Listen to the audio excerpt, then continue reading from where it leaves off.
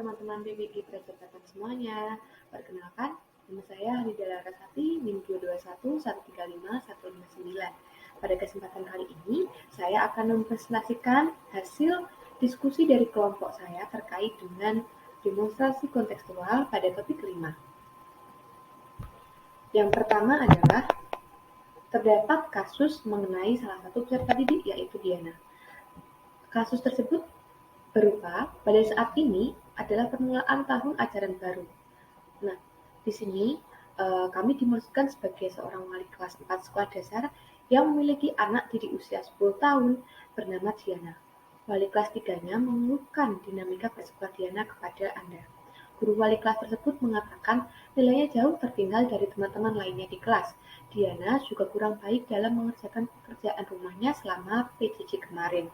Bahkan pihak wali kelas mengatakan bahwa ia khawatir dengan tuntutan yang semakin tinggi di kelas 4 yang pelajarannya juga mulai dari IPA, bahasa, dan IPS yang membutuhkan banyak bacaan.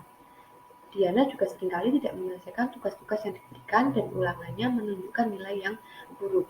Namun demikian, ketika materi tugas dan ulangan tersebut diulangi secara lisan dan individual, Diana dapat menjawabnya. Nah, maka dari itu, terdapat beberapa pertanyaan terkait dengan kasus tersebut. Yang pertama adalah, kira-kira bagaimanakah cara melakukan asesmen terhadap keadaan Diana tersebut? Yang kedua, jenis asesmen apakah yang akan Anda berikan kepada siswa Anda tersebut? Jelaskan pertimbangan Anda. Dan yang ketiga, kesimpulan apa yang Anda dapat tarik dari asesmen yang Anda desain dan lakukan tersebut? Berdasarkan ketiga pertanyaan tersebut, di sini saya akan menyampaikan pembahasan dari masing-masing pertanyaan. Baik, pembahasan yang pertama mengenai cara asesmen yang akan dilakukan kepada Diana. Nah, langkah-langkah yang harus dilakukan untuk melakukan asesmen kepada Diana berdasarkan hasil diskusi kami terdapat beberapa langkah, yaitu yang pertama adalah mengkomunikasikan gaya belajar, riwayat belajar dan latar belakang Diana kepada guru kelas 3 dan mencari tahu secara lebih mendalam terkait dengan karakteristik Diana dalam belajar. Hal tersebut dilakukan karena dilihat dari proses belajarnya sering tidak menyelesaikan tugas-tugas tapi dapat menjawab materi, tugas dan ulangan apabila diulangi secara lisan dan individual. Kemudian menemukan kendala yang dihadapi Diana ketika mengikuti pembelajaran PJJ. Langkah selanjutnya adalah melakukan pendekatan personal untuk mengajak siswa atau Diana melakukan self-assessment yang dilakukan oleh Diana. Langkah berikutnya, melakukan asesmen diagnostik untuk mengetahui kemampuan awal Diana dalam memahami sejauh mana tingkat pemahaman materi yang telah dipelajari. Dari hasil asesmen diagnostik ini, diharapkan wali kelas 4 dapat mengetahui kemampuan awal Diana dalam belajar, itu dari gaya belajar atau kemampuan akademiknya.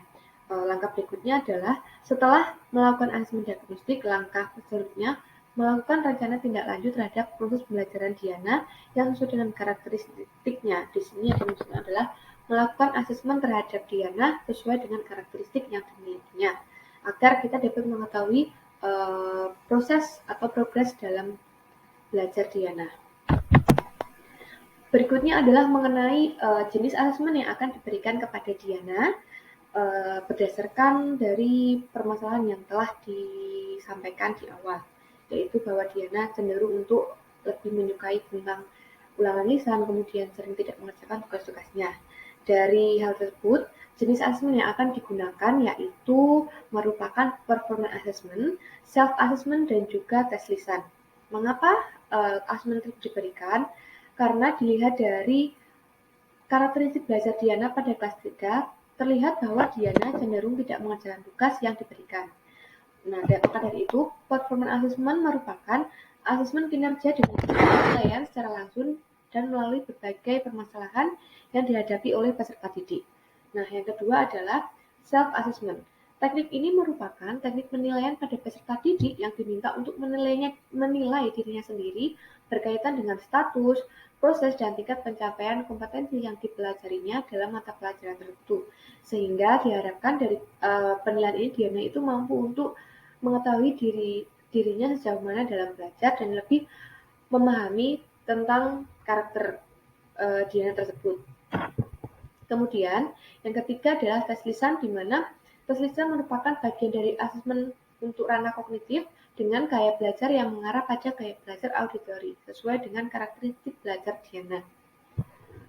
Dari beberapa asesmen tersebut, penerapan penilaian tersebut dimaksudkan untuk memberi kesempatan kepada Diana menilai dirinya sendiri. Selain itu, dalam penilaian performance assessment itu juga dapat menilai kinerja yang dapat dilakukan secara berkelompok, sehingga selain Diana diketahui dalam proses belajarnya, juga dapat memberikan kesempatan Diana untuk bekerja sama dengan teman yang lain, sehingga dia tidak lagi menjadi peserta didik yang individual. Berikutnya, mengenai kesimpulan yang dapat ditarik dari beberapa asesmen yang akan diberikan, yaitu asesmen sebaiknya dilakukan dengan menyesuaikan karakteristik Diana agar hasil belajarnya dapat terukur dengan baik. Oleh karena itu, untuk memperoleh hasil penilaian yang baik, maka kita memerlukan pengumpulan informasi melalui berbagai teknik penilaian, menggunakan berbagai instrumen, dan juga berasal dari berbagai sumber yang sesuai. Penilaian juga bukan sekedar untuk mengetahui pencapaian hasil belajar peserta didik, terutama dalam kasus Diana, hasil belajar Diana, tetapi juga dapat meningkatkan kemampuan peserta didik dalam proses belajar dengan adanya umpan balik terhadap hasil proses pembelajaran. Sehingga dapat dikatakan bahwa asesmen itu sebaiknya dapat membantu peserta didik dalam meningkatkan hasil belajarnya untuk menjadi lebih baik sesuai dengan karakteristik peserta didik tersebut.